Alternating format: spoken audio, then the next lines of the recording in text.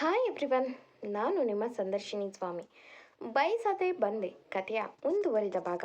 ಅದಕ್ಕೂ ಮೊದಲು ನನ್ನ ಕಥೆಗಳು ನಿಮಗೆ ಇಷ್ಟವಾಗಿದ್ದರೆ ತಪ್ಪದೆ ಕಮೆಂಟ್ ಮಾಡಿ, ಲೈಕ್ ಮಾಡಿ, ಶೇರ್ ಮಾಡಿ. ಹಾಗೆ ನನ್ನ ಚಾನೆಲ್ಗೆ ಹೊಸಬರಿದ್ದರೆ ಸಬ್ಸ್ಕ್ರೈಬ್ ಆಗಿ ಪಕ್ಕದಲ್ಲಿರುವ ಬೆಲ್ಲೈಕನ್ನ ಕ್ಲಿಕ್ ಮಾಡಿ. ಇದರಿಂದ ನನ್ನೆಲ್ಲ ಕಥೆಗಳ ನೋಟಿಫಿಕೇಷನ್ ನಿಮಗೆ ಸಿಗುತ್ತೆ. ಸೊ ಬನ್ನಿ ಕಥೆಯ ಮುಂದುವರಿದ ಭಾಗನ ನೋಡೋಣ. ಎಪಿಸೋಡ್ 74 ಇಂದಿನ ಸಂಚಿಕೆಯಲ್ಲಿ ಚಂದು ರೀ ಸುಮ್ಮನೆ ಮಲಗಿ, ಹೊರಗೋಗಿದ್ರಿಂದ ತುಂಬ ಚಳಿ ಎಂದು ಮಲಗಿದ್ರೆ ವಿಕಾಸ್ ನಾನು ಚಳಿ ಕಡಿಮೆ ಮಾಡಲ ಎಂದರೆ ಚಂದು ಗೊತ್ತಿದೆ ಸುಮ್ಮನೆ ಮಲಗಿ ಎಂದಳು. ವಿಕಾಸ್ ಚಂದುನ ಬಳಸಿಡಿದು ನನಗೂ ಚಳಿ ಕಣೆ ಹುಡುಗಿ, ಹೀಗೆ ಮಲಗ್ತೀನಿ ಅಂತ ಸುಮ್ಮನೆ ತರಲೆ ಶುರು ಮಾಡ್ದ. ಚಂದುಗೂ ಇವನ ತರಲೆ ಖುಷಿನೇ. ಮೇಲೆ ಮಾತ್ರ ಕೋಪದವಳ ಥರ ಹ್ಯಾಕ್ ಮಾಡುತ್ತಾ ಇದ್ದರೆ ವಿಕಾಸ್ ಮಾತ್ರ ಅವಳಿಗೆ ತೊಂಟನಂತೆ ತರಲೆ ಮಾಡುತ್ತಾ ತನ್ನವಳ ಜೊತೆ ಸುಮಧುರ ರಾತ್ರಿ ಕಳೆದ. ಮುಂದೆ ಮಾರ್ನಿಂಗ್ ಎದ್ದಾಗ ವಿಕಾಸ್ಗೆ ಕಾಲ್ ಬಂತು, ಫ್ಲೈಟ್ ಕ್ಯಾನ್ಸಲ್ ಆಗಿದೆ ಅಂತ. ವಿಕಾಸ್ ಓಕೆ, ನೆಕ್ಸ್ಟ್ ಡೇಗಾದರೂ ಫಿಕ್ಸ್ ಮಾಡಿ ಎಂದು ಕಾಲ್ ಕಟ್ ಮಾಡ್ದ. ಚಂದು ವಿಕಾಸ್ ಹೆದೆಗೆ ಹೊರಗಿ ಮಲಗಿದ್ದನ್ನು ನೋಡಿ ಶಿವಳೆ ನಿದ್ದೆ ಕಿಡ್ಸೋಕೆ ಆ ವೆದರ್ಗೂ ಕೂಡ ಇಷ್ಟ ಇಲ್ಲ ಎಂದು ನಗುತ್ತಾ ಅವಳ ತಲೆ ಸವಿಲ್ತ. ಚಂದು ಥ್ಯಾಂಕ್ಸ್ ಹೇಳಿ ವೆದರ್ಗೆ ಎಂದು ನಕ್ಳು. ವಿಕಾಸ್ ಇವಳು ಮಾತು ಕೇಳಿ ಚಂದು ಎಚ್ಚರ ಆಯ್ತಾ ಎಂದ. ಚಂದು ಫೋನ್ ಬಂತಲ್ಲ ಆಗಲೇ ಎಚ್ಚರ ಆಯಿತು ಎಂದಳು ಹಾಗೆ ಮಲಗಿ. ವಿಕಾಸ್ ಸಾರಿ, ಸೈಲೆಂಟ್ ಮಾಡಬೇಕಿತ್ತು ಮರೆತೆ ಎಂದು ಅವಳ ಮುಂಗುರುಳನ್ನು ಸರಿಸಿ ಮಲಗು ಇನ್ನು ಸ್ವಲ್ಪ ಹೊತ್ತು ಎಂದ. ಚಂದು ಮುದ್ದಾಗಿ ನಗುತ್ತಾ ಬ್ಲಾಂಕೆಟ್ ತೆಗೆದ್ಲು. ವಿಕಾಸ್ ಆಶ್ಚರ್ಯದಿಂದ ಏನೇ ಹುಡುಗಿ ಇದು, ಇಷ್ಟು ಬೇಗ ಸ್ನಾನ ಮಾಡಿ ಸೀರೆ ಬೇರೆ ಹುಟ್ಟಿದ್ಯಾ, ಎಲ್ಲೋಗಿದ್ದೆ ಎಂದ ಮಾಯ ತೆರೆದು 2 ಉಪ್ಪು ಬೇಸಿದು. ಚಂದು ಎಲ್ಲೂ ಇಲ್ಲ, ಬೇಗ ಎಚ್ಚರ ಆಯಿತು ಅದಕ್ಕೆ ಸ್ನಾನ ಮಾಡಿ ಬಂದೆ, ಹೊರಗೆ ತುಂಬ ಚಳಿ ರೀ ಅದಕ್ಕೆ ನಿಮ್ಮ ಮೇಲೆ ಬಂದು ಮಲಗಿದೆ ಎಂದಳು ನಗುತ್ತಾ. ವಿಕಾಸ್ ನಕ್ಕು ಹೋ ಅದಕ್ಕೆ ಮೇಡಮ್ ಅವರು ನಾವು ಕರೆಯದೆ ಹತ್ತಿರ ಬಂದಿದ್ದೀರಾ ನೀ ಎಂದು ಬೆಡ್ ಮೇಲೆ ಅವಳನ್ನು ಉರುಳಿಸಿ ನೀನು ಬೆಳಿಗ್ಗೆ ಬೆಳಿಗ್ಗೆ ಹೀಗೆಲ್ಲ ಬಂದರೆ ನನಗೆ ಬೇರೆ ಥರ ಮೂಡ್ ಬರುತ್ತೆ ಕಣೆ ಹುಡುಗಿ ಎಂದು ಚಂದು ಕೆನ್ನೆಗಿಲಿದ. ಚಂದು ಅವನ ಕೈ ಮೇಲೆ ಪುಟ್ಟ ಹೆಟ್ಕೊಟ್ಟು ತೆಗಿರಿಕಾಯಿ ಹೋಗಿ ಸ್ನಾನ ಮಾಡಿ ಬನ್ನಿ, ತಿಂಡಿ ಮಾಡಿ ರೆಸ್ಟ್ ಮಾಡೋಣ ಎಂದಳು. ವಿಕಾಸ್ ತನ್ನ ಹಣೆ ಉಜ್ಜುತ್ತಾ ನೀನೇನಾದರೂ ಬ್ರಾಹ್ಮಿನ್ಸ್ ಹುಡುಗಿ ಆಗಿದ್ರೆ ಹತ್ರ ಬಂದರೆ ಸಾಕು, ಅಪ್ಚಾರ ಅಪ್ಚಾರ ಅಂತ ಮಡಿ ಮೈಲ್ಗೆ ಅಂತ ದೂರ ಹೋಗ್ತಿದ್ದೆ ಅನ್ಸುತ್ತೆ, ಇವಾಗಲೇ ಹೀಗೆ ಇನ್ನು ಆಗಿದ್ರೆ ಅಷ್ಟೇ ನನ್ನ ಕತೆ ಎಂದು ನಕ್ಕ. ಚಂದು ಕಣ್ಣು ಸಣ್ಣ ಮಾಡಿ ಮತ್ತೆ ಸ್ನಾನ ಮಾಡದೆ ಹೀಗೆ ಹತ್ರ ಬಂದರೆ ಗಬ್ಬು ಹೋಗಿ ಸ್ನಾನ ಮಾಡಿ ಬನ್ನಿ ಎಂದಳು. ವಿಕಾಸ್ ತನ್ನ ತಲೆ ಕೊದರಿ ತುಂಬ ಕ್ಲೀನ್ ಕಣಪ್ಪ ಗಣಪ ಎಂದು ಎಂದು ಹಲ್ಲು ಬಿಟ್ಟು ಓಕೆ ಕಣೆ ಕುಳಿ, 5 ಮಿನಿಟ್ಸ್ ಬಂದೆ, ತಿಂಡಿ ಇವಾಗಲೇ ಬೇಡ ಇನ್ನೂ ಸ್ವಲ್ಪ ಟೈಮ್ ಆಗಲಿ ಎಂದು ಚಂದು ಕೆನ್ನೆಗೆ ತುಟಿಯೊತ್ತಿ ಎತ್ತೋಗ್ತಾನೆ. ನಿಲ್ಲದೆ ಶೆಲ್ ಮತ್ತೆ ಬೈತಾಳೋ ಎಂದು. ಚಂದು ಅವನು ಹೋಗಿದ್ದನ್ನು ನೋಡಿ ಕೆನ್ನೆ ಮುಟ್ಕೊಂಡು ಸಾರಿ ರೀ, ನಾನು ಮಾರ್ನಿಂಗ್ ಮ್ಯಾನೇಜರ್ ಹತ್ರ ಆ ಹುಡುಗಿ ಬಗ್ಗೆ ಕೇಳೋಕೆ ಹೋಗಿದ್ದೆ, ಹೇಳಿದ್ರೆ ಬೈತೀರಾ ಅಂತ ಅದನ್ನು ಹೇಳಿಲ್ಲ ಎಂದು. ಸಾರಿ ಗಣಿ, ನಾನು ಗಂಡನಿಗೆ ಸುಳ್ಳು ಹೇಳಿದೆ ಎಂದು ಕೈ ಮುಗಿದ್ಲು. ವಿಕಾಸ್ ಸ್ನಾನ ಮಾಡಿ ಬಂದು ಡ್ರೆಸ್ ಹಾಕಿ ಹಾಗೆ ಹೊರಗೆ ನಿಂತು ನೋಡುವ ಚಂದುನ ನೋಡ್ದ. ಚಂದು ಅಲ್ಲೇ ಇದ್ದ ಸ್ವಿಮ್ಮಿಂಗ್ ಪೂಲ್ ಕಡೆ ನೋಡುತ್ತಾ ನಿಂತಿದ್ಲು.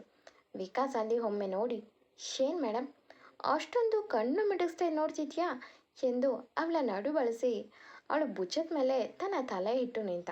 ಚಂದು ಅಲ್ಲಿ ನೋಡಿ 2 ಮಕ್ಕಳು ಹೇಗೆ ಹಾಡ್ತಿದ್ದಾರೆ ಎಂದಳು. ವಿಕಾಸ್ ನಗುತ್ತಾ ಚಂದುನ ಗಟ್ಟಿಯಾಗಿ ಹಿಡಿದು ಇಷ್ಟ ಆದರೆ ನಾವು ಮಾಡ್ಕೊಳ್ಳೋಣ ಬಿಡೇಕೊಳ್ಳಿ ಎಂದು ಚಂದು ತಲೆಗೆ ತನ್ನ ತಲೆ ನೀರಾರಿಸಿದ. ಚಂದು ಮುಖ ಕೆಂಪೆರಿದ್ರೂ ಅವನ ತಲೆ ಕೂದಲಿನ ನೀರು ಅವಳ ಭುಜಕ್ಕೆ ಸೋಕುತ್ತಿತ್ತು.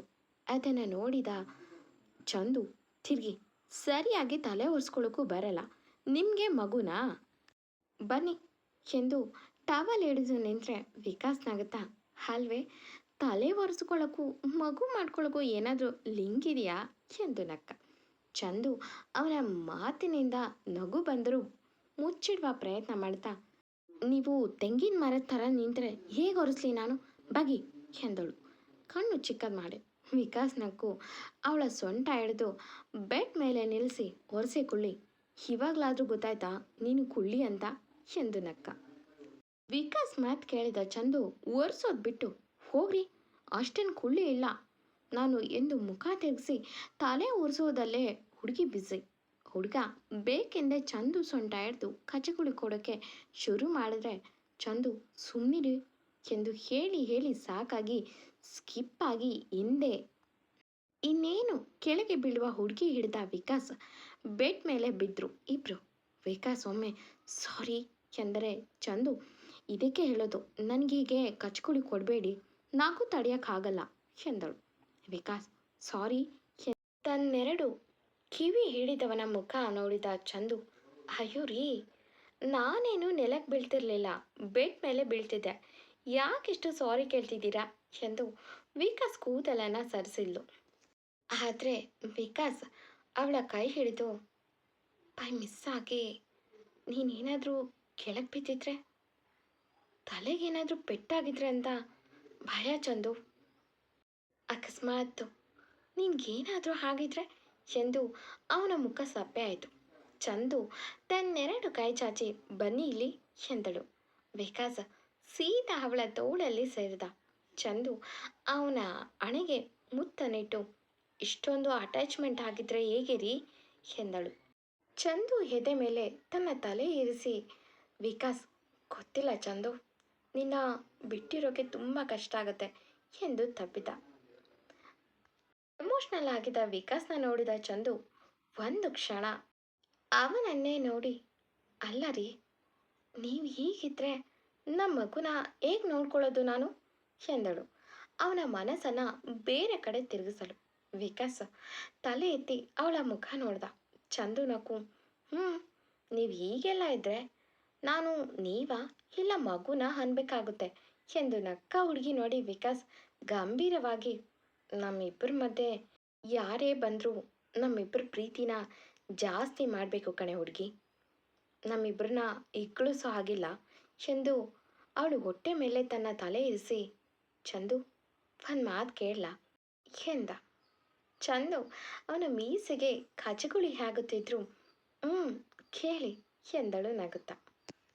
ವಿಕಾಸ್ ನಿಜ ಹೇಳು ನಾವು ಇಷ್ಟು ಬೇಗ ಮಗು ಮಾಡ್ಕೊಳ್ಳೋದಾ ಎಂದ. ಹಾಗೆ ಮಲಗಿ ಚಂದು ದೇವ್ರು ಕೊಡೋದನ್ನು ಬೇಡ ಎನ್ನಬಾರದು ರೀ ಆಗೋ ಟೈಮ್ಗೆ ಆಗಲಿ ಬಿಡಿ ಎಂದಳು. ವಿಕಾಸ್ ನಿಜವಾಗ್ಲೂ ಎಂದ. ಚಂದು ಯಜಮಾನ್ರೇ ಎಂದಳು. ವಿಕಾಸ್ ನಕ್ಕು ಥ್ಯಾಂಕ್ಸ್ ಕಣೆ ಹುಡುಗಿ ಎಂದು ಅವಳ ಒಟ್ಟಿಗೆ ಮುತ್ತನ್ನಿಟ್ರೆ ಚಂದು ಕಂಪಿಸಿದ್ಲು. ವಿಕಾಸ್ ಕೂಡ ನಕ್ಕು ಅವಳ ಮುತ್ತಿಸುತ್ತಾ ಚಂದು ತುಟಿಯ ಬಳಿ ಹೋಗಿ ಚಂದು ನೀನು ಹೀಗೆಲ್ಲ ಸೀರೆ ಹಾಕ್ಕೊಂಡು ಬರಬೇಡ್ವೆ ಬೆಳಿಗ್ಗೆ ಬೆಳಗ್ಗೆ ನಿನ್ನ ಮುತ್ತಾಡಬೇಕು ಅನಿಸುತ್ತೆ ಎಂದ.